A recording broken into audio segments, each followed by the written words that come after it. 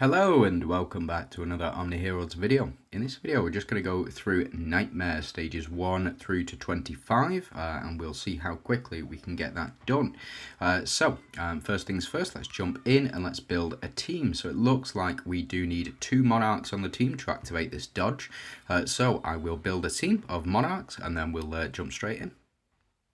And here we go. So we got ourselves 3 Monarchs on this team. It is a Mystifiers team.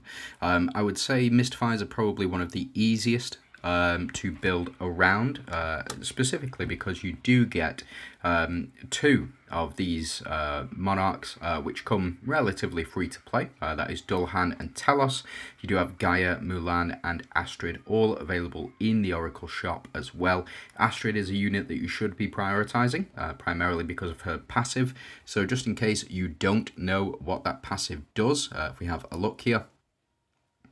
No, not this one. It is her rune passive. So when Astrid is deployed, allies gain an additional 0.5% attack for every 1 speed, and if you get it all the way up to the full red, which is what you should be prioritizing for Astrid specifically. When Astrid is deployed, allies gain an additional 1.5% attack for every 1 speed, which means that it's not just based on Astrid's speed. So as you can see, if we jump into level, Astrid's speed currently is 108 plus the skin that I have as well. That will allow for 118 speed.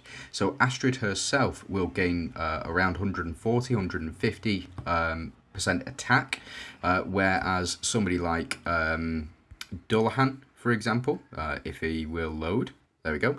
His speed is 115. With his skin, I believe it's 125. So he would gain an additional, was it 1.5, so 125. It's like 200, I think, 200 speed, something like well, he will gain an additional 200% attack. Because it's based on his speed. So Astrid's passive is based on his speed, which is something that you should really be looking to go for. And then we've got Mulan. She is not a striker, but she does allow for burn to be applied when you do attack. So just something to keep in mind there. Now we have applied all of this corrode, the artifacts that I'm using. Sinful Band is the primary one when you are running Mystifiers. And it is because, as you can see, every time we apply 1 stack of corrode, it applies it for effectively 100% round, which means that we'll apply it for 2 rounds rather than the 1. If you are going that way as well. So as you can see, finishing these guys off relatively quickly. They additional healing at the start of battle, so we gain 25% HP at the start of every round, will contribute towards the Grace of Hunters as well. Which is why we're doing so much damage to these guys already, is because of that healing right at the start of battle, and a lot of burn and a lot of corrode applied to Macaria. Looks like we're able to finish things off quite nicely. So what I'm going to do is, now that we've seen the team in action, I'm going to go ahead and skip all the way through to 5, and then we'll take it from there. Okay, we've jumped back in, so this is round 5. So this is Minotaur. Minotaur is the boss mercenary for this particular round, and it looks like we can, in fact, use Minotaur himself in order to stop that. So what we'll do, we are going to take out Talos. We're going to pop Minotaur in, as you can see, counter hero, so we should be able to get those, or that counter for this particular build. We'll just have to see, though. We will have to see. Again, we have lost the full Monarchs, but we do retain the dodge chance. So the 40% dodge chance is retained because we do still have 2 Monarchs on the enemy team, or on our team, sorry. It looks like easily able to take down Dorabella there with a couple of basic attacks and corrode application as well. So it is something to keep in mind when you are going through. Corrode is an exceptionally powerful tool in order to beat these guys. Now, something else to keep in mind as well, the reason that we're doing, or you see an additional proc of damage, is the Mystifiers passive. So Mystifiers do have a chance to do 8% worth of corrode damage per corrode stack when they do attack. or I believe it's like a 15% chance with a full 5 Mystifiers on here. And it looks like we didn't even need to include Minotaur, but Minotaur is the best way to counter enemy Minotaur. So just one thing to keep in mind. Looks like Gaia to do the business here, followed by Dullahan and Mulan. So what I'm going to do, jump into level 10, and we will check out the boss there. Okay, we have jumped in to enemy Persephone now, who applies Fortitude. So it looks like we do have a clear choice as to who we should use in order to counter that, and that is Franz. However, there are other options. Lachesis and Talinas, both great options, but Franz fits in with our build here. So we will go ahead and proceed. And then I think after this one, it will change. So we'll build another team for level 15, and then we will jump straight back in once we've got it all sorted out. So enemy Persephone will apply the Fortitude effect to, I suspect, this Sal, if, say, for example, he does survive for long enough, but it doesn't look like he's going to survive for long enough. Looks like Mulan is going to get the job done.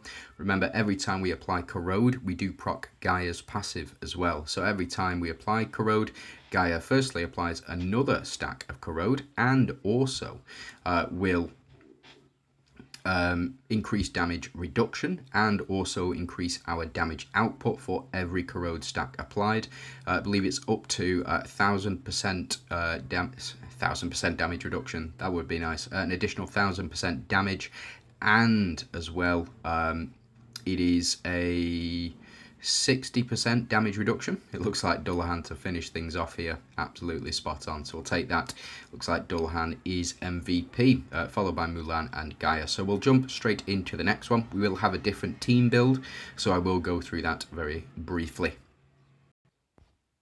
Okay, so we've just jumped back in. This is the team build that I'm going to run with. I won't be showing any gameplay of it right now, but I will skip forward to level 15, but just wanted to break down the team first. We have gone with a Glorian's team because the best enchanter or most accessible enchanter, or most accessible, strongest enchanter is Wuzatan.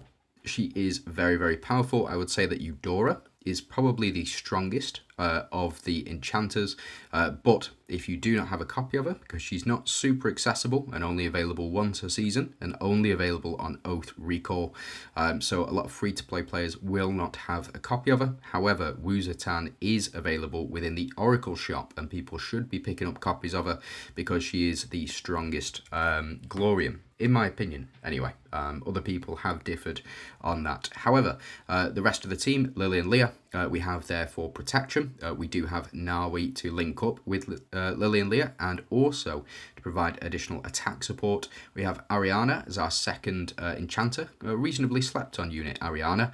You may not have a copy of her. If that is the case, then you can always use another enchanter. So if we have a look on the Glorian's team, there aren't too many enchanters on here. However, I believe, bear with me.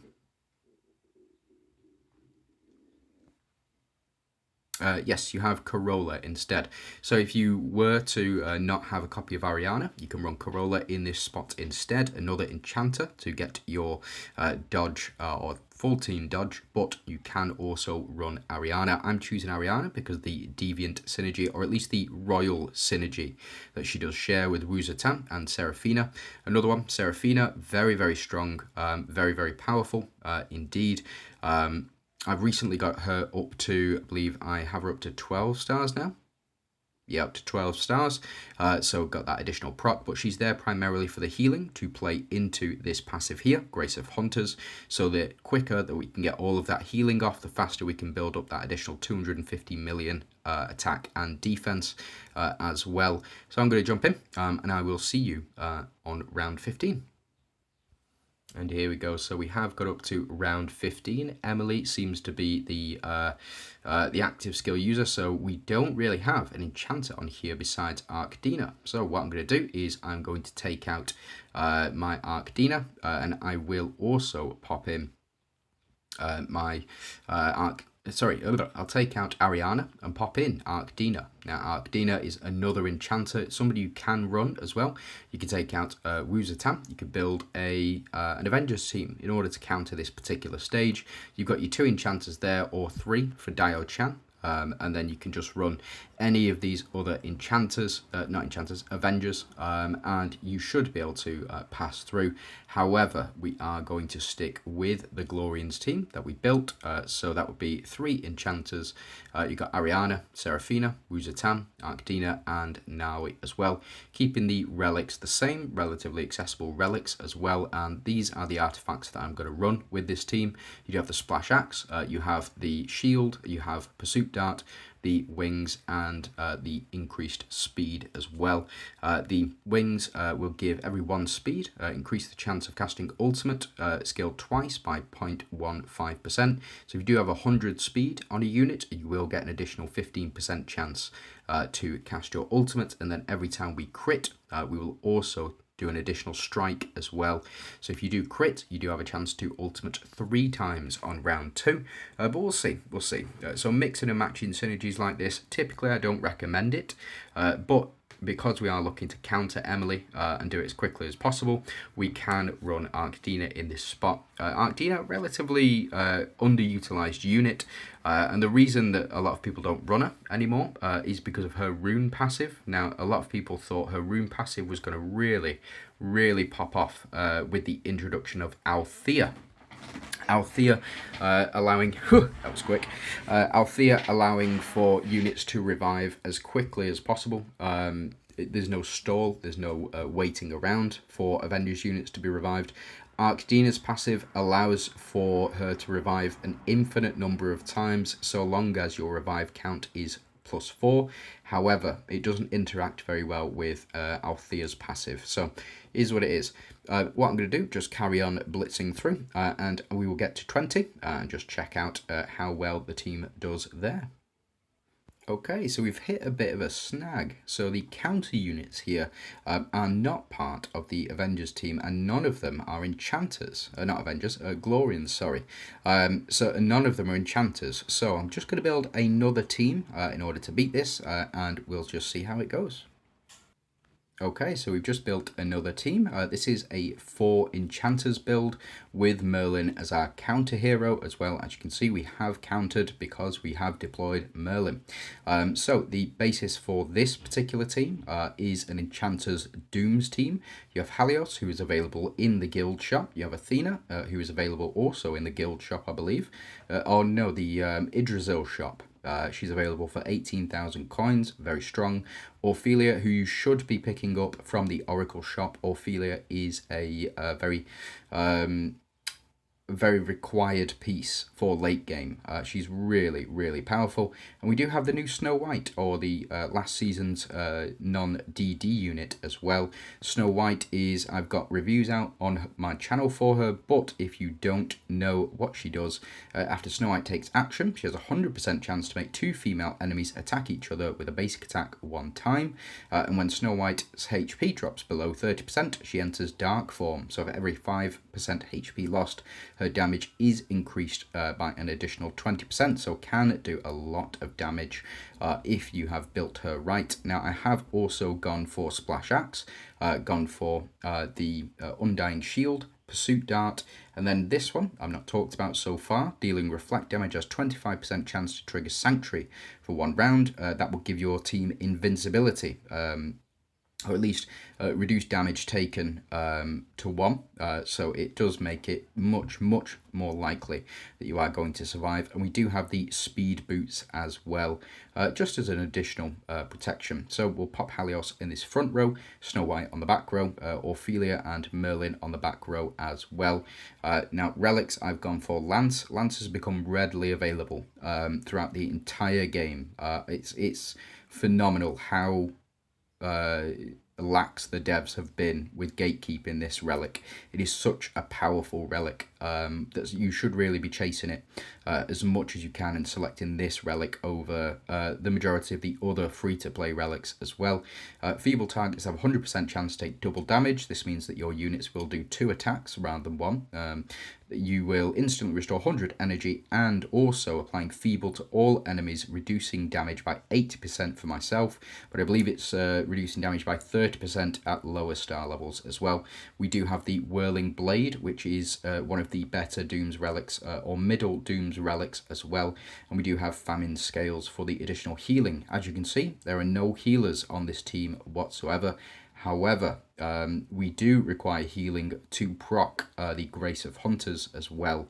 So just something to keep in mind when you are team building for seasonal content. If you have got Grace of Hunters unlocked, even if it's at level 1 to level 5, you will require some sort of healing on your team to be able to take full advantage of that. So let's jump in. Let's see just how well this team does. Again, we've got 40% dodge rate and we've got 4 enchanters on the team as well. So looking to power through. Now, we already know what Monarchs do. In case you don't know, go and have a read of it. But if you have more than 3 Monarchs on the team, you will be able to survive a lot of one-shots or units that do one-shot. It does make it much easier to do so. Now with Enchanters, you apply the Confuse mechanic, which gives enemies 50% chance to attack each other, which is why Snow White on this team is very helpful. Very helpful indeed.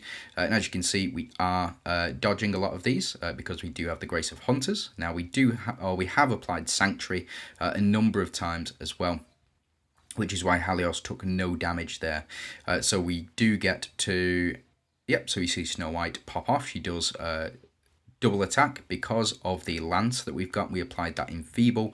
We're just waiting for Merlin to take action to remove this additional attack. She's going to be very strong. Athena, somebody that I don't really talk about, but is a very slept on unit. She is really strong, especially in combination with Merlin. So what Merlin does is he provides additional magic damage reduction, and you also have Athena who will provide physical damage reduction as well. So let's jump into 25 without further ado. So just before I jump into 25, what I wanted to show off is the team that I've built.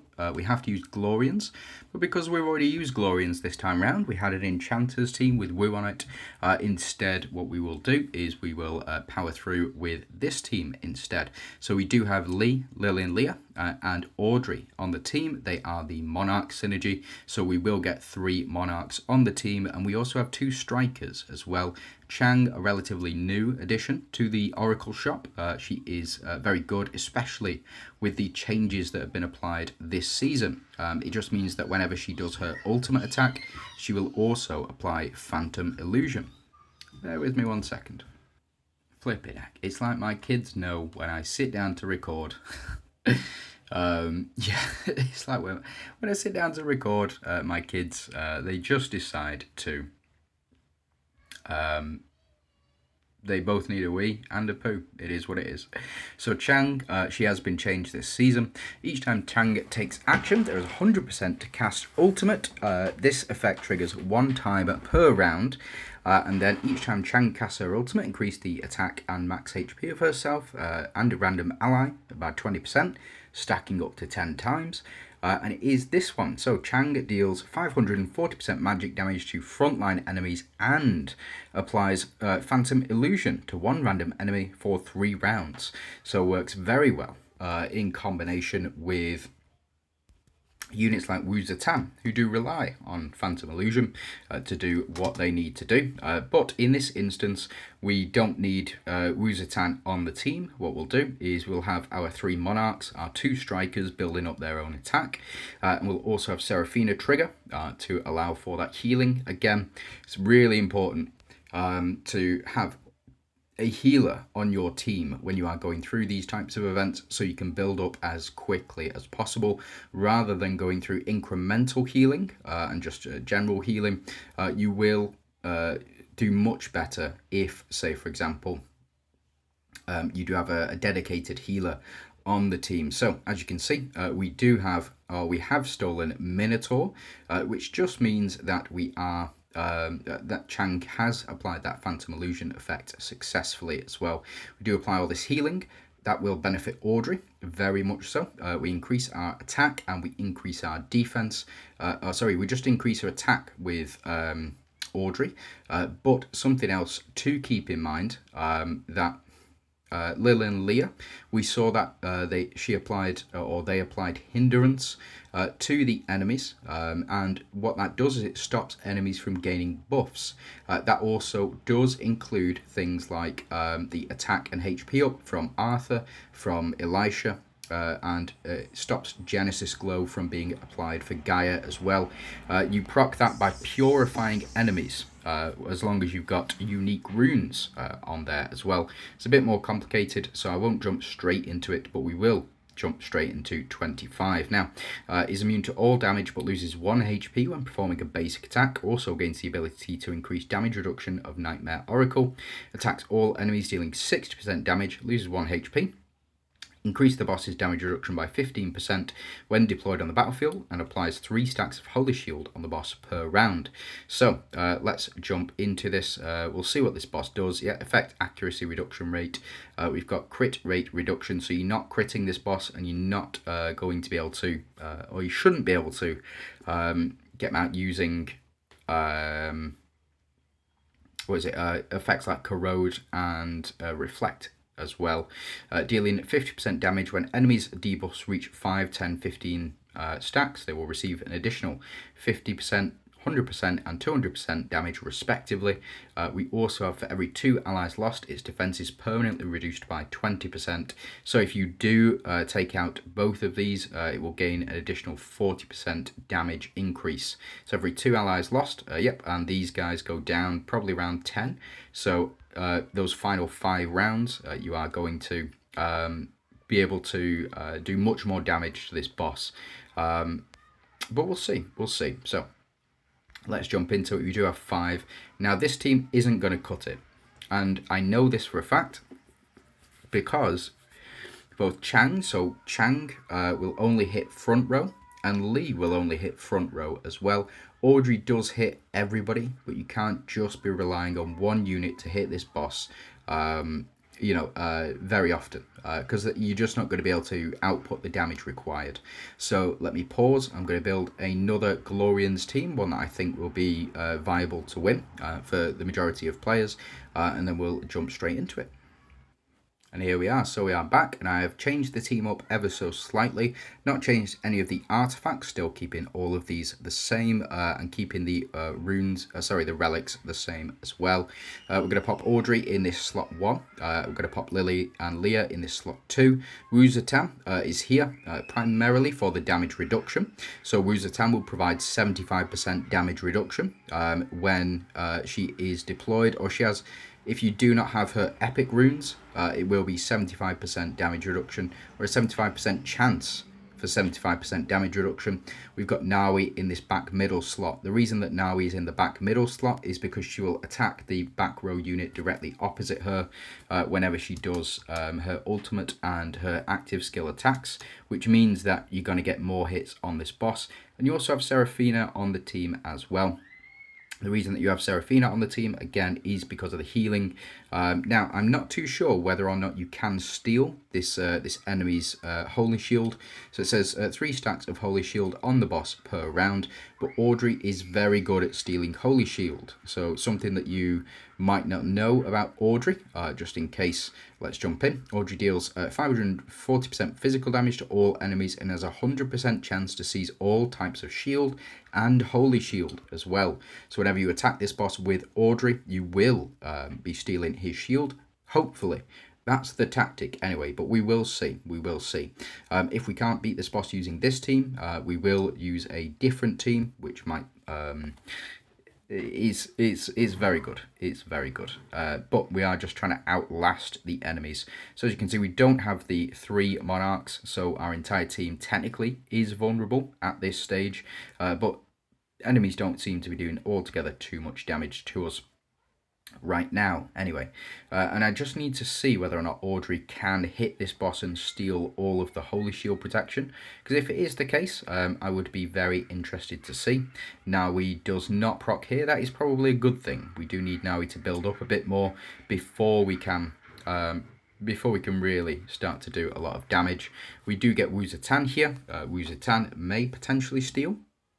No, she doesn't. So we're not able to steal the enemy minions. In certain circumstances, you can steal the enemy minions, but again, it's just not. I don't think so. I don't think it's viable to try and steal all of the enemy minions, especially because they come back rather quickly as well. We have applied hindrance as well to all enemies, which just means that they're not allowed to apply buffs to themselves as well. We do get the double proc from Nawi there as well. Can we steal? No, we cannot steal that Holy Shield from the enemy boss.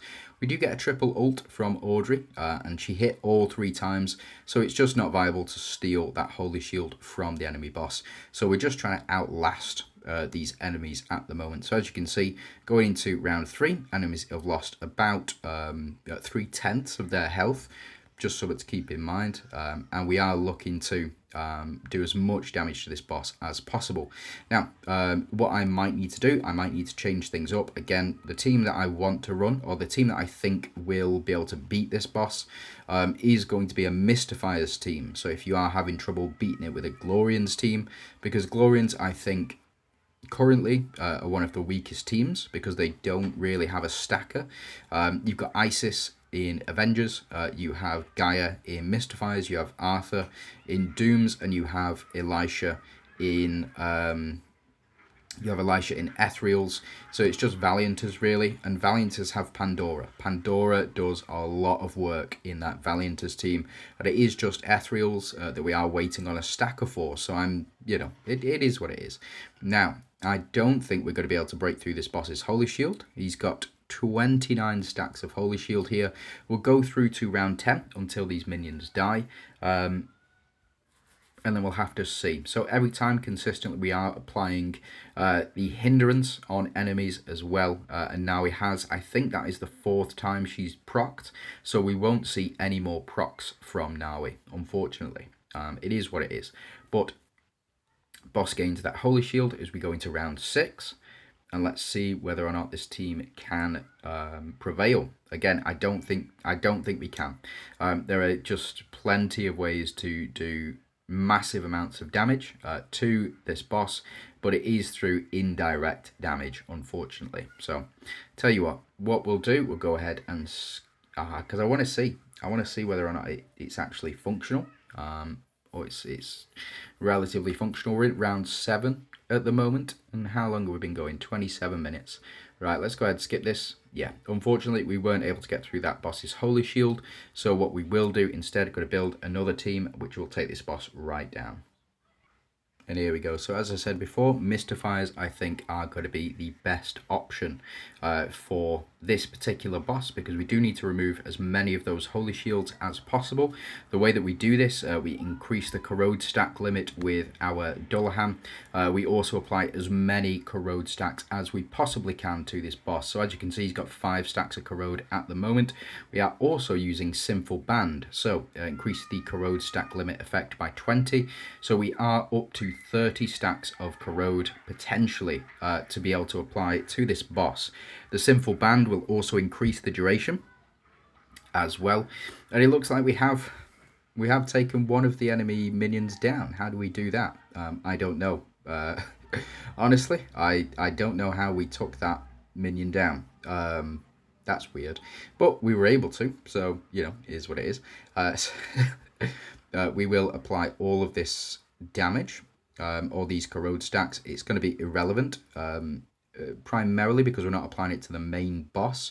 However, we have got him down to 18 stacks of Holy Shield now, so we can go ahead and just power through, I think, on this by applying as many stacks of corrode as possible. Tsukiyomi here is primarily for the attack steal and the defense steal as well from enemies, and for our increase as well for our gains.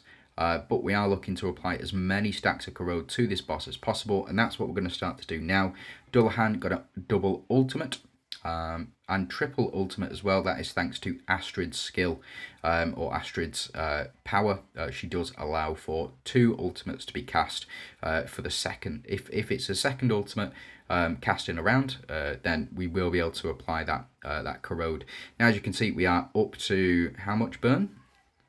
We're up to 19 stacks of corrode and 3 stacks of burn as well. So we're going to keep applying it to this boss, and there you go. As I said before, Corrode is probably your best bet in order to beat this guy, just because of the amount of damage and the amount of stacks of Corrode that you can get. You can do that 20 stacks of Holy Shield removed by Corrode on round 2. So that's it. Astrid to do the most. She's the business. Please do chase her as much as you can. And yeah, thanks very much for watching. Hope you have a fantastic day.